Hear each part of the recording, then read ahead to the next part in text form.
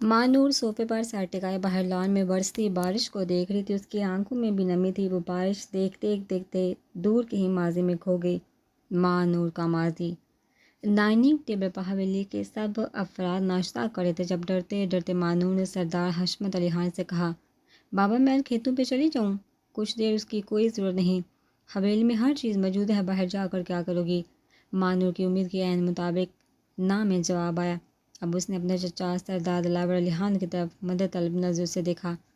اس حویلی میں ماں نور شروع سے جس شخص کی لاڑی تھی وہ اس کے چچا تھے، جو بچپن سے ماں نور کو بہت پیار کرتے تھے۔ ان کی اپنی بیٹی نہیں تھی، وہ ماں نور کو اپنی بیٹی مانتے تھے۔ جانے دے بھائی صاحب، کون سا روز روز جاتی ہے، سرسوں پھولی ہوئی ہے، بہار ہے، کھیت خوبصورت لگ رہے ہیں، سب بچیاں جا رہی ہیں، اسے بھی جانے دے۔ اور ہماری کون سی کسی سے دشمنی ہے جو یوں ڈر کر اپنے بچے چھپاتے پھرے؟ دلاور علی نے ماں نور کی حسب عادت حماد کی، اللہ نہ کرے جو ہماری دشمنی کسی سے ہو۔ اچھا چلی جاؤ، پر ساتھ کامدار اور اس کی بیٹی جو عمر میں ماں نور سے بڑی تھی نوری کو بھی ساتھ لے جانا۔ حشمت علی نے اجازت دے دی اور تنبیہ بھی کی، شکریہ بابا جان، میں جلدی آ جاؤں گی۔ اور پیار سے چچا کو دیکھا ناشتے سے فارغ ہو کر سب اپنے اپنے کاموں میں لگ گئے۔ ماں نور نے اپنے کمرے میں آتے ہی کپڑے تبدیل کیے۔ اس نے سرخ چوڑی دار پاجامے کے ساتھ بلو کلر کی کامدار فراک پہنی، ساتھ بلو کلر کا دوپٹہ جس کے کنارے سرخ کام تھا اچھے سے اوڑھ لیا۔ اس سے تیار ہونے کی ضرورت نہیں پڑتی تھی، خدا نے حسن اسے بے مثال دیا تھا۔ منہ دھو لیتی تو چاند شرماتا۔ کامدار اور نوری کے ساتھ وہ کھیتوں میں پہنچ چکی تھی۔ ہائے نوری، کتنے اچھے لگ رہے ہیں پیلے پیلے پھول، ماں نور نے خوشی سے کہا۔ جی بی بی، ہم تو روز ہی دیکھتے، مجھے تو کچھ خاص نہیں لگتے، نوری نے جواب دیا۔ اچھا تم ادھر ٹھہر، میں کچھ پھول توڑ لاؤں، گلدستہ بنائیں گے، ماں نور کہتی ہوئی سڑک سے کھیت میں اتر گئی۔ وہ پھول چنتی چنتی کھیتوں میں گم تھی، کافی دور نکل گئی۔ جب اسے اپنے پیچھے کسی کا احساس ہوا، اس نے مڑ کر دیکھا تو ایک خوبصورت نوجوان سفید شلوار قمیض اور پشاوری ٹوپی پہنے دونوں ہاتھ سینے پر باندھے بڑے غور سے اسے دیکھ رہا تھا۔ کون ہو تم؟ نوجوان نے جانتی نظر سے پوچھا۔ میں لڑکی ہوں، نظر نہیں آ رہا، ماں نور نے غصے سے جواب دیا۔ ہاں ہر سرداروں کی بیٹی تھی، ڈرنا تو سیکھا ہی نہیں تھا۔ اچھا، میں سمجھا کوئی پری ہے، حور ہے، نوجوان نے مسکرا کر جواب دیا۔ پری اور حور اس وقت یہاں، وہ تو رات میں ہوتی ہے، جو کہانیاں بچپن میں سنی تھی اسے اس حساب سے ماں نور نے جواب دیا۔ ہاں بالکل، یہ تو اپنی اپنی نظر ہے، کسی کو رات میں نظر آتی ہے تو کسی کو دن میں، نوجوان اب دلچسپی سے ماں نور کو دیکھتے ہوئے جواب دیا۔ اسے اندازہ ہو گیا تھا کہ یہ گاؤں کی عام لڑکی نہیں، کیونکہ گاؤں والے پوٹھواری زبان بولتے تھے، اردو کوئی نہیں بولتا تھا، جو بولتا بھی تھا اس کا لہجہ اردو والا نہیں تھا، لیکن ماں نور شائستہ اردو بول رہی تھی، جو اردو کی اعلیٰ قسم ہے۔ کس کی بیٹی ہے؟ نوجوان نے پوچھا۔ ماں نور نے اپنے دوپٹے میں بہت سے پھول اکٹھے کر لیے تھے۔ سوال سن کر مڑے بغیر بولی، سردار دلاور علی خان کی، اور ہاتھ کے اشارے سے بتانے لگی، یہ سارے کھیت میں بابا کے ہیں۔ جس پر نوجوان ہنس پڑا۔ فی الحال تو آپ چودھریوں کے کھیت میں کھڑی ہیں، وہ جو ٹیوب ویل دیکھ رہی ہیں، اس نے انگلی سے ایک طرف اشارہ کیا، وہاں تک سرداروں کی زمین ہے، آگے سے ہماری یعنی میرے بابا چودھری محمد علی کی ہے۔ او سوری، ماں نور کو شرمندگی ہوئی۔ کوئی بات نہیں، آج سے یہ کھیت بھی آپ کے ہوئے، جب دل چاہے آ جایا کرے، کوئی کچھ نہیں کہے گا۔ اور آپ یہ پیلے پھول کیوں چن رہے ہیں؟ یہ تو نفرت کی اور ناراضگی کے نشانی ہوتے ہیں، ماں نور نے اس کی طرف منہ کر کے کہا۔ اپنی اپنی سوچ ہے، اسی کے انداز میں جس میں تھوڑی دیر پہلے نوجوان نے کہا تھا، ورنہ میرے نزدیک یہ بہار کی علامت ہے، خوشی کی علامت ہے، لوگ مایوں مہندیوں پر یہی کلر پہنتے ہیں۔ تم تو کافی دلچسپ ہو۔ میرا چودھری اسد علی ہے، میں ابھی ایک انٹرسٹنگ ہفتہ پہلے انگلینڈ سے اینٹامولوجی میں ماسٹرز کر کے واپس آیا ہوں، اپنے بابا کا اکلوتا بیٹا ہوں۔ اسد نے ماں نور سے اپنا تعارف کروایا۔ میں ماں نور ہوں، اپنے بابا کی اکلوتی بیٹی، اور میں نے میٹرک کیا 2 سال پہلے، نور نے اسی کے انداز میں جواب دیا، ہنسنے لگی۔ اسد اسے غور سے دیکھنے لگا، وہ ہنستی ہوئی بہت پیاری لگ رہی تھی۔ بلاہٹ بول پڑا، تم اس وقت بالکل لیڈی برڈ لگ رہی ہو، جس پر ماں نور کی ہنسی کو بریک لگی۔ اتنی چھوٹی؟ اس نے اپنی آنکھوں سے کھول کر کہا۔ ہاں اتنی چھوٹی، وہ اپنی بات پر قائم تھا۔ آگے کیوں نہیں پڑھا؟ ماں نور سے پوچھا۔ میرے کزن نے پڑھنے نہیں دیا، کہتا ہے کالج جا کر لڑکیاں ہلاک ہو جاتی ہیں اور بابا نے بات مان لی۔ مانور نے افسوس سے بتایا یہ تو دقیانوسی سوچ اسد کو افسوس ہوا۔ مانور اب کھیت سے نکل کر سڑک پر چلنے لگی جب ٹھوکر لگنے کی وجہ سے اس کے کچھ پھول نیچے گر گئے۔ آپ نے میرے پھولوں کو نظر لگا دی، پھول چونتے اسد کو دیکھ کر مانور نے کہا نظر تو لگائی ہے مگر پھولوں کو نہیں۔ کہتے اسد نے سارے پھول مانور کے دوپٹے میں واپس ڈال دیے۔ اب دونوں سڑک پر چلے تھے ساتھ ساتھ مغل فاصلے پر۔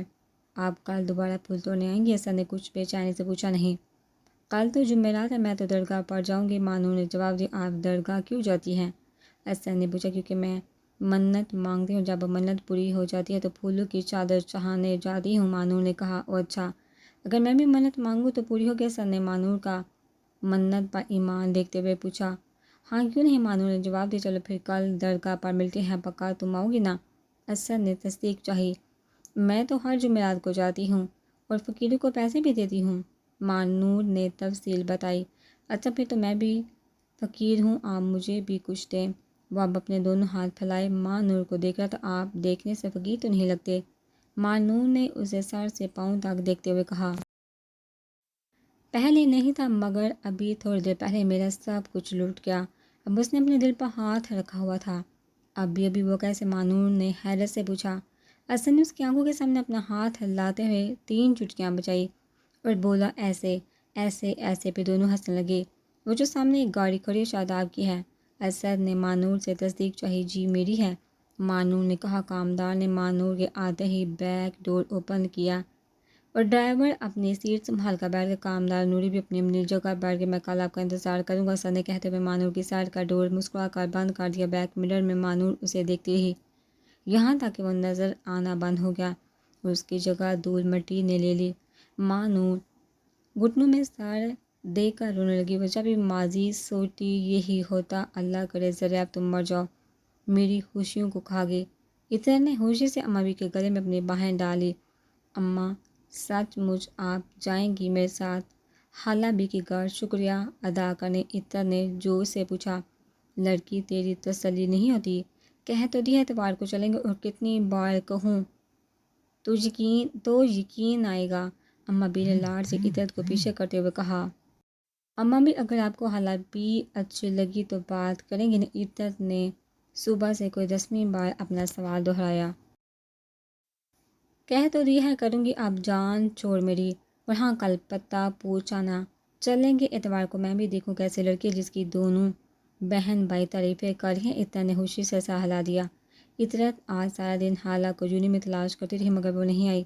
باللہ مایوس ہو کر ہسپتال جانے کا ارادہ کیا۔ پہلے دن جو کچھ عطرت ساتھ ہوا اس کی وجہ سے زبیر نے عطرت کے لیے ایک ڈرائیور اور گاڑی محسوس کر دی۔ وہ سارا دن جونی کی پارکنگ میں رہتی، جب بھی عطرت فری ہوتی کر واپس آ جاتی تھی۔ ابھی عطرت نے پارکنگ میں قدم رکھا ہی تھا کہ کونین نظر آ گیا۔ وہ ہمیشہ کی طرح اپنی بائک سے سڑ کھپا رہا تھا۔ ہیلو، عطرت نے ڈرتے ڈرتے کونین کو مخاطب کیا۔ اس نے کبھی لڑکوں سے بات نہیں کی تھی، شاید وہ کونین سے بھی نہ کرتی مگر ایڈریس معلوم کرنا تھا۔ کونین نے مڑ کر دیکھا، عطرت کو پہچان کر شرارت سے بولا آج بھی لفٹ چاہیے؟ مگر سوری میم، آج تو بائک آپ کو لفٹ دینے کے موڈ میں نہیں۔ اس نے کندھے اچکائے۔ ویسے بھی میری بائک احسان فراموشوں کو پسند نہیں کرتی۔ عطرت کچھ شرمندہ سے بولی وہ اصل میں کبھی بائک پر نہیں بیٹھی، مجھے لگ رہا تھا میں گر جاؤں گی، اس لیے مجھے بہت رونا آ رہا تھا۔ جب گھر پہنچی تو میرا دل اماں بی سے ملنے کو تڑپ رہا تھا۔ میں شرمندہ ہوں اپنی اس دن کی حرکت پر۔ کونین کو امید نہیں تھی کہ وہ اتنی جلدی شرمندہ ہو جائے گی، اس لیے اس سے حیرت سے دیکھ کر کہا سیریسلی؟ جی، اور اس لیے میں اور میری ماں بھی آپ کے گھر آنا چاہتے ہیں شکریہ ادا کرنے کے لیے۔ مگر اتنا کہہ کر عطرت رکے مگر کے کونین نے ابرو اچکا کر کہا وہ مجھے آپ کے گھر کا ایڈریس معلوم نہیں۔ اچھا تو یہ بات ہے۔ کونین اب ہاتھ باندھے بائک ساتھ ٹیک لگا کر کھڑا ہو گیا تھا۔ وہ کیا ہے نام مس عطرت نے اپنا نام بتایا۔ جی مس عطرت، یہ جو آپ کی اتنی لمبی چوڑی گاڑی ہے یہ ہمارے محلے میں داخل نہیں ہو سکے گی اور آپ کو پیدل چلنا پڑے گا، جس کی وجہ سے آپ کو پھر رونے کا دورہ پڑ سکتا ہے، اس لیے میں نے آپ کا شکریہ قبول کیا، گھر آنے کی ضرورت نہیں۔ کونین نے کہتے ہوئے پھر بائک پکڑ کر کک لگائی۔ مگر مجھے تو خالہ بی کا شکریہ ادا کرنا ہے، عطرت نے کونین کو جاتے دیکھ کر جلدی سے اونچی آواز میں کہا۔ کونین نے کانوں پر ہاتھ رکھتے ہوئے کہا مس جی میں سنتا ہوں بہرا نہیں، اور اب سیدھا ہو کر کڑے تیوروں سے عطرت سے مخاطب ہوا۔ بائک میں چلا رہا تھا، خالہ بی نہیں۔ شکریہ صرف میرا بنتا ہے، وہ میں نے قبول کیا۔ آپ کیوں گھر جانے کی ضد کر رہی ہیں؟ وہ میں حالہ بی کا شکریہ ادا کرنا چاہتی ہوں اور پکا نہیں رہوں گی۔ عطرت نے مسکین شکل بنا کر کنائن کی طرف دیکھا۔ کنائن کو ہنسی آئی مگر وہ دبا گیا۔ ٹھیک ہے، آپ ایڈریس نوٹ کریں۔ آج صبح جلدی آفس آ گیا تھا زبیر، کیونکہ وہ زریاب کے ساتھ رائحہ کے بارے میں بات کرنا چاہتا تھا۔ زریاب ابھی نہیں آیا تھا اور زبیر کمرے میں چکر کاٹ کاٹ کے تھک گیا تھا۔ زریاب کو کال کرتا ہوں، وہ بڑبڑایا، مگر ڈائل نمبر پر نظر پڑتے حالہ کا خیال آ گیا۔ زبیر شرم کر کچھ اس لڑکی کا شکریہ ہی بول دی۔ اس نے اپنے آپ کو سرزنش کرتے حالہ کو کال کی۔ تیسری بیل پر کال اٹینڈ ہو گئی۔ السلام علیکم، پیاری سی آواز زبیر کے اسپیکر میں ابھری۔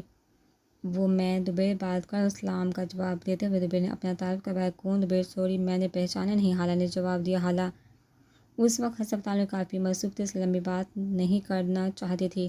زبیر کو بھی اپنی غلطی کا احساس ہو گیا، جلدی سے بولا، جی میں عزت کا بھائی۔ اچھا، پھر حالہ نے جواب دیا، وہ میں آپ کا شکریہ ادا کرنا چاہتا تھا۔ زبیر فوراً اصل موضوع کی طرف آیا۔ نہیں، اس کی ضرورت نہیں، میں ذرا مصروف ہوں، برا مت منائیے گا۔ یہ کہہ کر اس نے کال کاٹ دی۔ عجیب لڑکی ہے، اس دن بولنے سے رک نہیں رہی تھی اور آج سننے کے لیے تیار نہیں۔ اتنے میں آفس کا دروازہ کھلا اور زریاب اندر داخل ہوا۔ کیا بات ہے؟ فون کو کیوں بھولا ہے؟ مانا کافی مہنگا، پر اس کا مطلب یہ نہیں کہ بندہ اپنے آس پاس سے بے خبر ہو جائے۔ اور ہنستے ہوئے زبیر کے سامنے کرسی پر بیٹھ گیا۔ زبیر نے مسکرا کر فون ٹیبل پر رکھا اور چلتا ہوا زریاب پاس آ گیا۔ بہت خاص بات ہے کیا؟ زریاب نے پاس کرے زبیر کو آنکھیں اچکا کر آہستہ آواز میں کہا، ہاں بھی اور نہیں بھی۔ زبیر نے مسکراتے ہوئے جواب دیا اور زریاب کا ہاتھ پکڑ کر صوفے پر بیٹھا۔ یار تو ٹھیک تو ہے، تیری حرکتیں کچھ مشکوک نظر آ رہی ہیں۔ زریاب نے زبیر کے ماتھے کو ہاتھ لگاتے ہوئے مصنوعی فکر مندی سے کہا، جس پر زبیر کا قہقہا بلند ہوا۔ یار مجھے خود بھی سمجھ نہیں آ رہی کہ کہاں سے شروع کروں۔ زبیر نے پرسوچ انداز میں کہا، جہاں مرضی سے شروع کر، میں سمجھ لوں گا۔ زریاب نے حوصلہ دیتے ہوئے کہا، اچھا پھر بات اگر حنین کو نہیں بتائے گا، کیونکہ وہ بہت ضد کرتا ہے۔ زبیر نے انتہائی سنجیدگی سے زریاب کو کہا، ٹھیک ہے، تو بتا کیا بات ہے۔ اب میں الجھن کا شکار ہو رہا ہوں، زریاب نے اکتا کر کہا، پتہ یار جب تو گاؤں میں تھا تو زبیر نے بتانا شروع کیا۔ نرمین کوریڈور سے گزری تھی جب پیچھے سے حنین نے آواز دی، رک پڑاکو، رکو، کیا بدتمیزی ہے، ساری زندگی ایسے ہی رہنا۔ نرمین نے ہلکی سے پیچھے مڑ کر کہا اور آگے چل پڑی۔ اتنی دیر میں حنین بھی نرمین کے قریب پہنچ چکا تھا۔ اب حنین الٹے قدموں سے چل رہا تھا، منہ نرمین کی طرف تھا، جبکہ نرمین سیدھی قدم اٹھا رہی تھی مگر منہ حنین کی طرف تھا۔ آرام سے بیٹھ کر بات سنو میری، حنین نے کہا۔ مجھے کچھ نہیں سنا، نرمین نے ناراضگی سے کہا۔ یار تیرے ساتھ مسئلہ کیا ہے؟ سوری بولی تھی نا، حنین نے یاد دلایا۔ ہاں جی، آپ کے احسانات یاد ہیں مجھے، پورا ہفتہ بیمار ہی ہوں، نرمین نے آہستہ سے جواب دیا۔ نرمین تجھے تو لڑنا بھی نہیں آتا، جتنا آہستہ تو غصے میں بولی اتنا تو میں سرگوشی میں بھی نہیں بولتا۔ وہ ہنسنے لگے جبکہ نرمین سنجیدہ تھے۔ حنین تم پلیز MBA کر لو نا۔ نرمین نے رک کر ایک ہاتھ اپنی کمر پر رکھا، دوسرا ہاتھ جس میں فولڈر تھا حنین کے سر پر مارا۔ آؤچ، ظالم لڑکی، اتنی زور سے مارا ہے۔ ابھی زریاب اور زبیر کہتے ہیں کہ تم معصوم ہو۔ حنین نے اپنا سر ہلاتے ہوئے نرمین سے کہا۔ وہ نرمین کے ساتھ قدم سے قدم ملا کر چل رہا تھا۔ نرمین نے فولڈر کو سینے سے لگا رکھا تھا۔ حنین پلیز کر لو نا MBA پلیز، نرمین نے نیچے دیکھتے ہوئے کہا۔ تیرے لیے میری جان بھی حاضر، مگر یہ MBA میرے بس کی بات نہیں، اتنا کہہ کر حنین نے گاڑی کی چابیاں اچھالی جو سیدھے اوپر لگے بلب پر لگی اور ایک زوردار آواز کے ساتھ وہ زمین پر گرا۔ اس کوریڈور میں سارے پروفیسر کے کمرے تھے، یہاں اسٹوڈنٹ کا آنا منع تھا۔ نرمین کو اپنے بابا سے ملنے آئے تھے مگر حنین پتہ نہیں کہاں سے ٹپک پڑا تھا۔ بلب کے ٹوٹتے ہی وہ غائب ہو گیا تھا، جبکہ تمام پروفیسر اپنے اپنے آفس کے دروازے میں کھڑے نرمین کو گھور رہے تھے۔ اس وقت نرمین جونی کے ایڈیٹوریل روم میں موجود تھے۔ سامنے 3 بڑے پروفیسر اور ایک طرف نرمین کے بابا پروفیسر احمد مراد بیٹھے تھے۔ جی تو آپ کہہ رہی ہیں آپ نے بلب نہیں توڑا؟ ایک پروفیسر نے طنزیہ نظروں سے نرمین کو دیکھا۔ سر میں بتا چکی ہوں، میں نے بلب نہیں توڑا، آپ یقین کیوں نہیں کرتے؟ نرمین بے چارگی سے بولی۔ اس نے کبھی گھر میں شرارت نہیں کی تو یونی میں کیا کرے گی؟ اب کی بار نرمین کے بابا نے پروفیسرز کی جولی سے مخاطب ہو کر کہا سر آپ خاموش رہیں، یہ جونی کے ڈسپلن کا معاملہ ہمیں پوچھ لینے دیں۔ ایک پروفیسر نے احمد مراد کو چپ کرواتے ہوئے نرمین سے سوال کیا، بیٹا اگر آپ نے نہیں توڑا تو پھر کس نے توڑا؟ کیونکہ کوریڈور میں آپ کے سوا کوئی اور نہیں تھا۔ نرمین حنین کا نام لینا نہیں چاہتی تھی، اسے آگے 2 دفعہ وارننگ لیٹر جاری ہو چکا تھا، اگر اب وہ حنین کا نام لیتی تو اسے یونی سے نکال دیا جاتا، جو نرمین نہیں چاہتی تھی۔ جب پروفیسروں نے سوالوں کی بوچھائی کی تو نرمین نے اسی میں آبر سمجھی کے سارے الزام اپنے سر لے لے۔ Sorry, I am sorry. Narmeen نے معافی مانگ لی مگر اس کی آنکھوں میں آنسو آ گئے۔ اسے کبھی کسی ٹیچر سے ڈانٹ نہیں پڑی تھی، ہمیشہ سب نے تعریف ہی کی تھی، مگر آج حنین کی وجہ سے اچھی خاصی کلاس ہو گئی تھی۔ ایک تو آپ سر احمد مراد کی بیٹی ہیں، دوسرا آپ ایک لائق اسٹوڈنٹ ہے، تیسرا آپ نے کبھی یونی ڈسپلن کی خلاف ورزی نہیں کی، اس لیے آپ کو ہم وارننگ لیٹر ایشو نہیں کریں، مگر نیکسٹ ٹائم بی کیئرفل۔ یہ کہتے جیولری نے نرمین کو جانے کا اشارہ کیا۔ روم سے باہر آتے ہی احمد مراد بول پڑے، نرمین بولو تمہارے ساتھ حنین تھا، یہ حرکت اسی کی ہو سکتی ہے، وہی ایسے کاموں کا ماہر ہے، بولو جواب دو۔ جبکہ نرمین سر جھکائے باغ کے ساتھ چل رہی تھی، احمد مراد نے اپنے آفس میں آتے ہی نرمین کو بیٹھنے کا اشارہ کیا اور خود فائلز سمیٹنے لگے۔ نرمین بہت ہی حساس لڑکی تھی، چھوٹی چھوٹی باتوں پر پریشان ہو جاتی، یہ تو بہت بڑی بات ہے اس کے لیے۔ وہ اب بیٹھی رو رہی تھی، جب احمد مراد کی نظر نرمین پر پڑی تو انہیں دکھ ہوا، آہا لاڈلی بیٹی تھی، چلو اب چپ کرو، کوئی بات نہیں، معاملہ رفع دفع ہو گیا ہے، بری بات روتے نہیں، میں فائلیں سمیٹ لوں پھر گھر چلتے ہیں۔ نرمین نے ہاں میں سر ہلا دیا، اسے حنین پر سخت غصہ آ رہا تھا، پر سمجھ نہیں آ رہی تھی غصہ نکالے کیسے۔ کچھ دیر سوچنے کے بعد اس نے اپنا موبائل آف کر دیا۔ دوبیر نے ساری رات بتا کر ایک گہرا سانس لیا، اب اس چھت کو گرنے کے ساتھ ساتھ ٹانگ پر دوسری ٹانگ رکھ کر مسلسل ہلا رہا تھا۔ ہم تو یہ ہے جناب کی خاص بات، دریاب نے مسکرا کر کہا، اگر تم نے حنین جیسی بے غیرتیاں کرنی ہیں تو بتا دے، میں آئندہ تجھ سے بھی کوئی بات نہیں کروں گا۔ دوبیر نے مصنوعی غصے سے مکہ مارتے دریاب کو کہا، نہیں یار تو سیریس ہو گیا، میرا مطلب ہے مجھے ان سب بات میں کوئی خاص نہیں لگا سوائے اس کے کہ لڑکی ذہین ہے۔ No doubt I am impressed with her intelligence, Daryab نے رائحہ کو سراتے ہوئے کہا۔ دوبیر نے زیر لب مسکرا کر کہا، اس کی تعریف کرنے کو نہیں کہا، میری بات سمجھ۔ حالانکہ اسے تعریف اچھی لگی تھی۔ کیا سمجھوں؟ تو کچھ بتایا تھا اپنا تیری باتوں سے جو میں نے محسوس کیا کہہ دیا۔